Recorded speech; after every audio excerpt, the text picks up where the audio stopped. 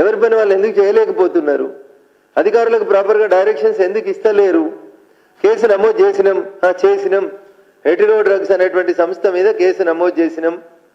ప్రభుత్వం వాళ్ళకి ఇచ్చినటువంటి భూమిలో పోయి ప్రభుత్వ స్థలం అని బోర్డు పెట్టుండ్రి. 75 గజాల లోపల ఇచ్చిన 59 జీవో మీదనేమో రిజిస్ట్రేషన్ లాపమని చెప్తారు.